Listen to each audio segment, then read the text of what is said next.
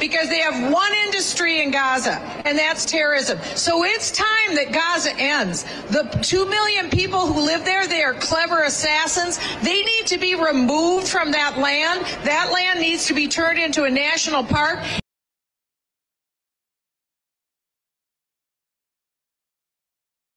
Where does Michel Bachmann come from? How did you develop a heart for Israel? Where does that come from? What's the story?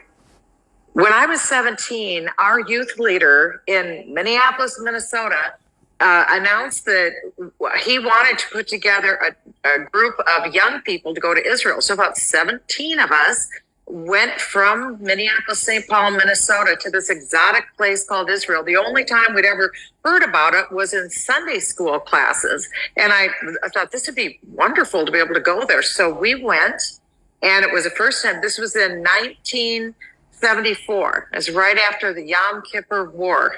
Hold on a sec. I've never seen anything like this before. Let me tell you.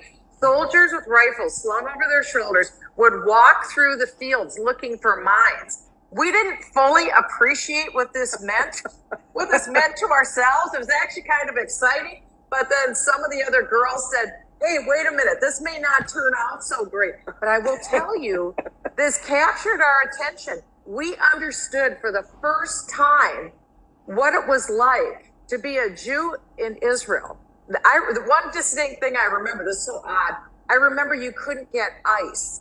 And that's, we were babies, we were used to ice in our drinks, and we'd ask for ice in our drinks, and they, the Israelis where we would go, they'd say, ice, what do you? And it was really funny. In later years, when I was in the United States Congress, and I ran for president in 2012, and so I'd gone over to visit with then Prime Minister Netanyahu to have a private meeting with him during that time. And I remember I was staying in the King David Hotel. And I was thinking back to when I was a 17-year-old and went to Israel, and I was staying in what they called the ghetto, and we had outhouses. And here I am now running for president, and I'm staying in the King David Hotel, meeting with Prime Minister Netanyahu. What a compare and contrast that was. But thank God for the baseline of what it was like in Israel. And I saw really the miraculous hand of God working through human beings. And I got to see this incredible startup nation and how no nation had ever done what Israel had done.